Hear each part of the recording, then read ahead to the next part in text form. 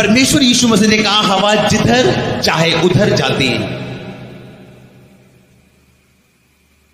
तू जानता तो है हवा इधर जा रही है और उधर जा रही है, लेकिन तू उसको पकड़ नहीं सकता। जो कोई आत्मा से जन्मा वो ऐसा ही है। अपने पड़ोसी को बोलो, जो कोई आत्मा से जन्मा वो हवा के जैसे है। हवा जिधर जाती है उधर चलती है और हम उसका शब्द सुनते हैं, परंतु नहीं जानते हैं वो कहां से आती है और किधर को जाती है। जो कोई आत्मा से जन्मा वो ऐसा ही है। सबका आमीन। प्रभु यीशु मसीह ने कहा हवा जिधर चाहे उधर चलती है और तू उसका शब्द सुनता है, यानी तू महसूस कर सकता है कि हवा कहां से आ रही है और कहां को जा रही है, पर तू हवा को रोक नहीं सकता, उसको नई दिशा नहीं दे सकता, सिर्फ उसको महसूस कर सकता है। लिखा जो कोई आत्मा से जन्मा वो ऐसा ही है। आपको लोग रोक नहीं पाएंगे यीशु मसीह के सामर्थी नाम में।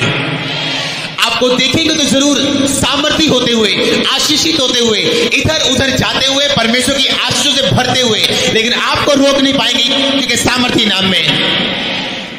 दाऊद जब गोलियत के सामने गया, लिखा जो कोई आत्मा से जन्मा वो ऐसा ही है। आप हवा को पकड़ नहीं सकते, हवा को बांध नहीं सकते हैं, हवा को रोक नहीं सकते हैं, सिर्फ उसे महसूस कर सकते हैं, देख सकते हैं, उसके शब्द को सुन सकते हैं जब हवा चलती है। लिखा जो कोई आत्मा से जन्मा वो ऐसा ही है, क्योंकि किसी भी शैतान और इंसान की पकड़ में वो आने वाला नहीं यीशु मसीह के नाम में है। जब दाऊद गोलियत के सामने था, अगर आप आत्मिक नहीं है, लिखा जो कोई आत्मा से जन्मा वो ऐसा है। अपने पड़ोसी को बोलो आत्मा से जन्म लेना जरूरी है। प्रभु यीशु मसीह ने कहा कि आत्मा लहू और पानी, लिखा 3 जने गवाही देते हैं। और यीशु मसीह ने एक बात बोली थी कि जब तक तू जल और आत्मा से ना जन्मे परमेश्वर के राज्य को देख नहीं सकता। कितनों ने सुना है इस बात को और पढ़ा है? परमेश्वर यहां कह रहे हैं कि अगर तू हवा को देखे वो जिधर चाहे उधर चलती है, तू उसका शब्द सुनते हैं लेकिन नहीं जानता वो किधर को आती है और किधर को जाती है। लेकिन जो कोई आत्मा से जन्मा वो ऐसा ही है। पिछले से पिछले थर्सडे हर वीरवार को लगातार ये वचन हो रहा है कि जब याकूब अपने मुंह से अपनी पत्नी को एक बात बोलता है, जब ये नहीं जानता था कि उसकी पत्नी कुछ मूर्तियों को चुरा के लेके आई है और उसके ससुर ने बोला कि कौन मेरे घर से चीजों को चुरा के लेके आए। याकूब नहीं जानता था उसकी पत्नी चुरा के लेके, कहता है जिसने वो चीजें चुराई हैं वो जीता नहीं बचेगा। कितनों ने वचन सुना है वो बोला उस हफ्ते? और बाइबल कहती कुछ सालों के बाद उसकी पत्नी की मौत हो गई, क्योंकि याकूब के मुंह से ये शब्द निकल चुके थे कि जो कोई जिसके पास वो तेरे ग्रह देवता निकलेंगे वो जीवित नहीं बचेगा। कितनों को पता जब गोलियत दाऊद के सामने आया तो बहुत सारे लोग ये समझते हैं कि दाऊद ने उस गोफन के साथ गोलियत को मारा। मैं आपको बताता हूं रीजन क्या है। बाइबल बताती जब गोलियत दाऊद के सामने आया तो उस गोलियत ने अपने देवताओं के नाम में लिखा दाऊद को श्रापित किया। कितनों ने पढ़ा हुआ है? लिखा अपने देवता के नाम पे गोलियत ने दाऊद को श्रापित किया और कोसा। दाऊद एक बात जानता था, लेकिन जो कोई आत्मा से जन्मा है और आत्मा के द्वारा चलता है वो सब बातों को समझता है। दाऊद एक बात जानता है कि जब भी शैतान मारता है वो शब्दों के द्वारा मारता है। हमेशा जब भी शैतान के लोग मारते हैं आपको श्राप के द्वारा मारते हैं।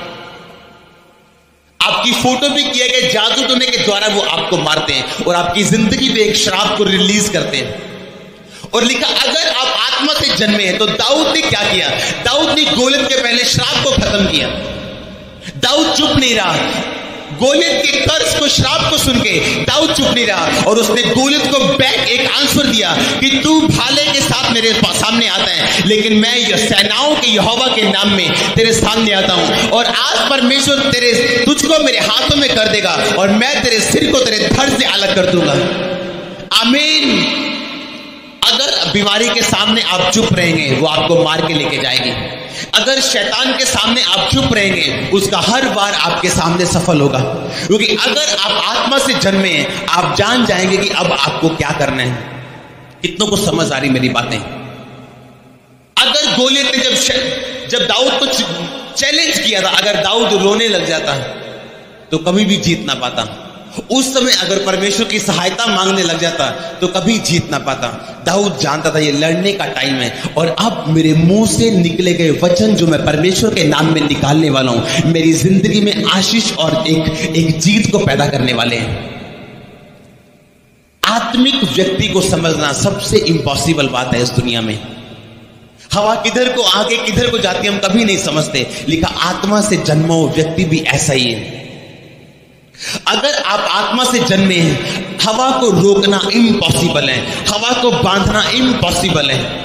कोई मेडिकल साइंस, कोई बड़े से बड़ा साइंटिस्ट, कोई देश, कोई अमेरिका, कोई इंग्लैंड हवा को बांध नहीं सकता। बाइबल बताती है तो उसका शब्द सुनता लेकिन नहीं जानता वो कहां जाती है और किधर को आती है और किधर को जाती है। जो कोई आत्मा से जन्मा है वो वैसा ही है। कितनों को समझ आ रही मेरी बातें? दाऊद आत्मा से जन्मा हुआ इंसान था। किसी व्यक्ति की बीमारी को देख के परमेश्वर के भलेपन या चंगाई ना देने या देने का अंदाजा कभी मत लगाओ, क्योंकि परमेश्वर की योजना हर एक इंसान के लिए अलग है। जो कोई आत्मा से जन्म है वो इस बात को जानता है। आज से 5 साल पहले अगर कोई मुझे देखता तो मैं परमेश्वर की सेवकाई दुखों में और बीमारियों में रह के कर रहा था। अगर उस समय लोग मुझे देख के जज करते या न्याय करते कि परमेश्वर ने इस व्यक्ति को चंगा क्यों नहीं किया, जबकि इसको पुकारते हुए इतने साल हो गए और हमें इसे देखते हुए इतने साल हो चुके हैं, लेकिन परमेश्वर की प्लानिंग थी जो अपने टाइम पे पूरी होती है। लेकिन बाइबल में लिखा जो आत्मा से जन्मे हैं वो परमेश्वर के समय को भी जानते हैं। जो आत्मा से जन्मा है वो अपनी आशीष के समय को भी जानता है। बाइबल में लिखा जब शमूएल ने दाऊद को अभिषेक किया था तेल के साथ, बाइबल बताती उसका तेल के साथ अभिषेक होने के बाद वो दर दर भटका और शाऊल ने उसका पीछा किया और उसको मारने के लिए तरह तरह के प्लान किए। हालेलुया। कितनों को याद है जब दाऊद भाग रहा था जंगलों में और शाऊल उसका पीछा कर रहा था। कुछ आशीषें ऐसी हैं, ध्यान से सुनना, लिख लेना, अपने घरों पे इसे लिख के रखना। कुछ आशीषें ऐसी हैं जब तक आप अभिषेक में नहीं बढ़ेंगे आपकी जिंदगी में कभी नहीं आएगी। कितनों को समझ आ रही है? अपने पड़ोसी को बोलो कुछ आशीषें ऐसी हैं जब तक तू अभिषेक में नहीं बढ़ेगा तेरी जिंदगी में कभी नहीं आएगी।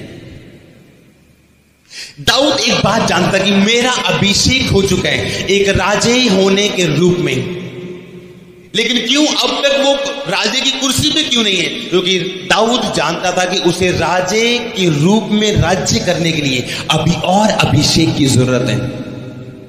और बाइबल बताती जिसका जीवन पवित्रताई में नहीं है वो परमेश्वर से अभिषेक को नहीं ले सकता।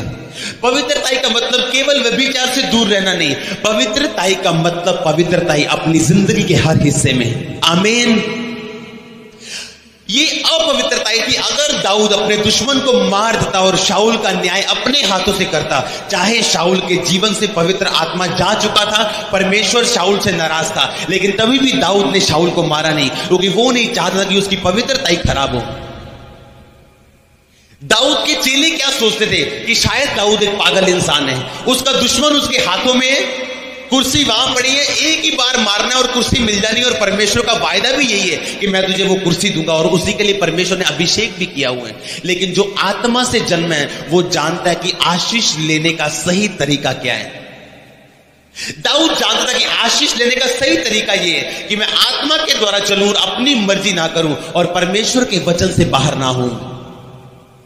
और बाइबल कहती है उसने इंतजार किया, क्योंकि दाऊद एक बात अपने दिल से जानता था कि उस कुर्सी तक पहुंचने के लिए मुझे अभिषेक की जरूरत है, वो अभिषेक जो राज्य करने के लिए परमेश्वर मुझे देगा। इसीलिए अपने ध्यान को अभिषेक की तरफ लगाते हुए परमेश्वर के वचन से ना मुड़ने के कारण और पवित्रताई में अड़े और खड़े रहने के कारण एक दिन आया जब दाऊद को यहूदा का राज्य दे दिया गया।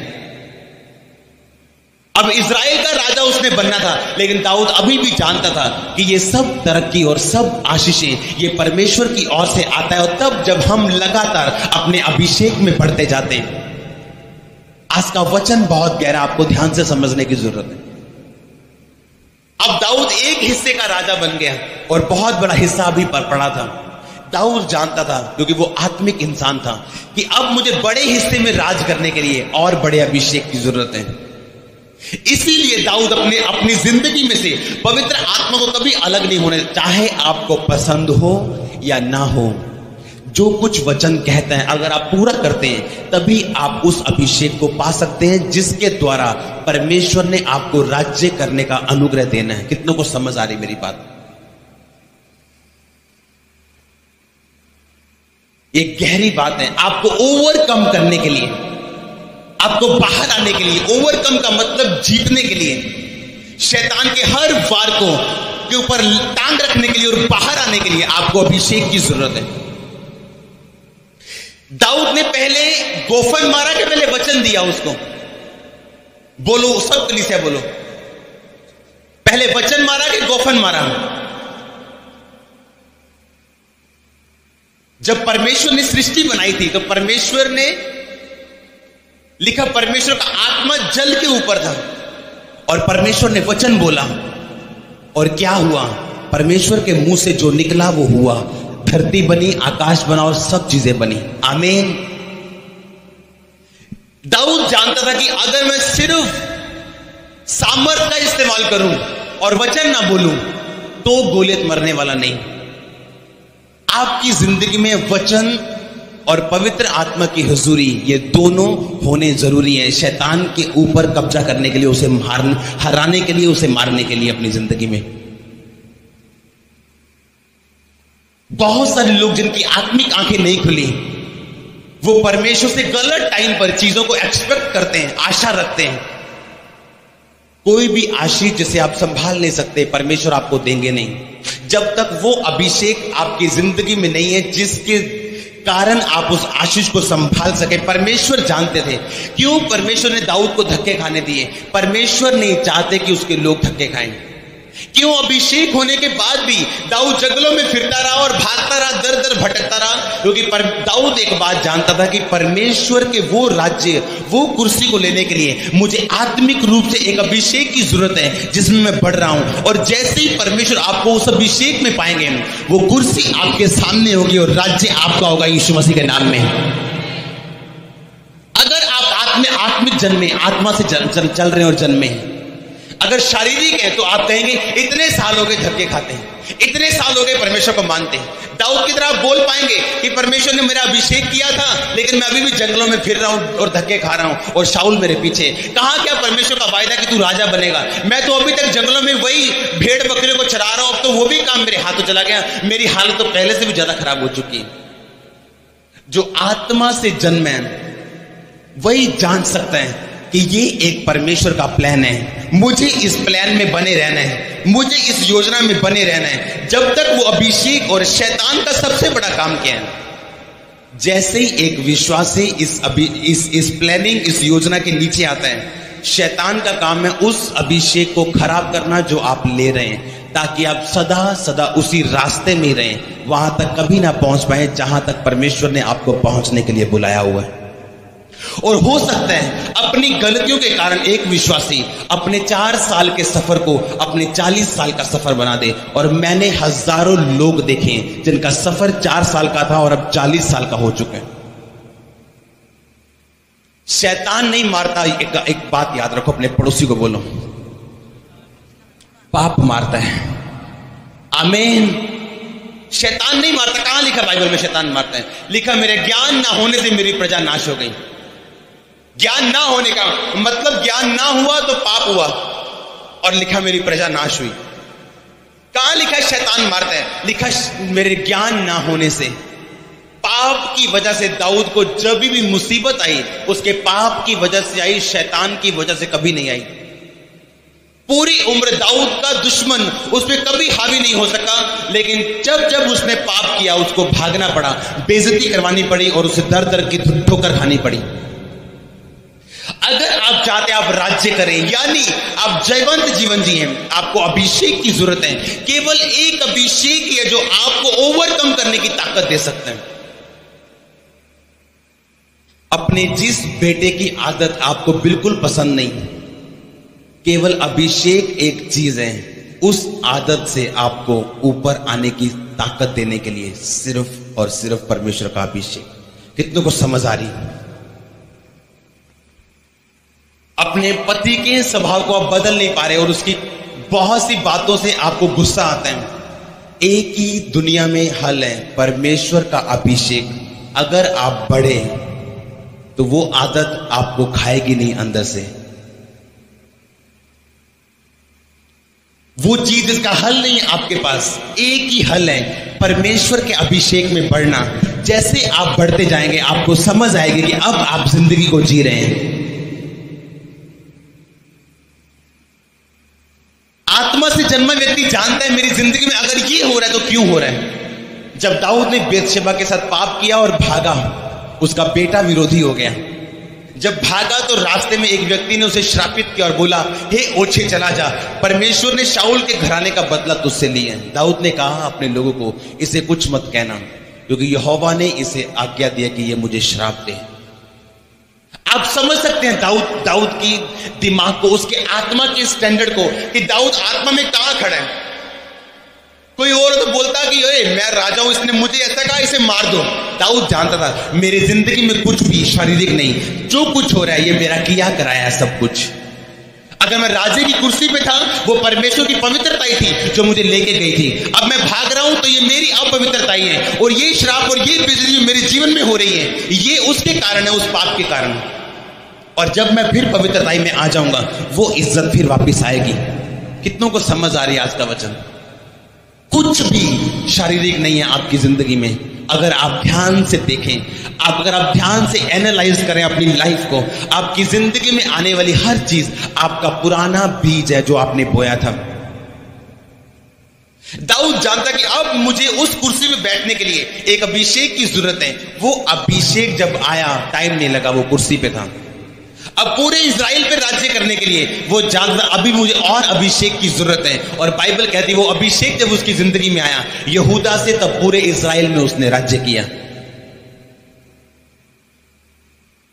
आज की रात जब यीशु मसीह ने प्रार्थना की थी गतसमनी बाग में, तो क्या कहा था परमेश्वर से कि हे पिता, हो सके तो ये कटोरा मुझसे टल जाए, लेकिन मेरी नहीं तेरी इच्छा मेरी जिंदगी में पूरी हो। क्यों परमेश्वर ने कहा कि परमेश्वर अगर हो सके तो टल जाए, लेकिन मेरी नहीं आपकी इच्छा पूरी हो? यीशु मसीह अपनी पवित्रताई में रहना जानते थे। परमेश्वर यीशु मसीह जानते कि परमेश्वर की आज्ञा से फिरना और परे हटना अपनी पवित्रताई को खराब करना है, और यीशु मसीह ने अपनी पवित्रताई को कभी भी खराब नहीं होने दिया। कितनों को समझ आ रही मेरी बात? जो कोई आत्मा से जन्म लिखा वो ऐसा ही है। उसे पकड़ पाना इम्पॉसिबल है, उसे हराना इम्पॉसिबल है, उसे डाउन करना इम्पॉसिबल है। आप ऐसे ही बनेंगे यीशु मसीह के नाम में। अगर आप जान जाएंगे आत्मा से जो जन्म है लिखा वो ऐसा ही है। अगर हवा को आप रोक पाएंगे तो लोग आपको रोक पाएंगे, अगर हवा को भी बांध पाएगा तो लोग आपको बांध पाएंगे। इसलिए जो आत्मा से जन्म है वो ऐसा ही है, बाइबल में लिखा हुआ है। आत्मा से जन्मने का मतलब अपनी जिंदगी को ऐसे मत देखो जैसे आपकी जिंदगी इस समय है। अपनी जिंदगी को अगर आप पवित्रता में लेके चल रहे हैं तो आप देखेंगे उन बातों को जो आपने सोची भी नहीं है। वो आशीषें आपके पास होंगी जो आपने सोची भी नहीं है। जितना आप सोच भी नहीं सकते परमेश्वर उतना आपको दे सकते हैं। ये मेरी जिंदगी का एक्सपीरियंस और टेस्टिमनी और गवाही है।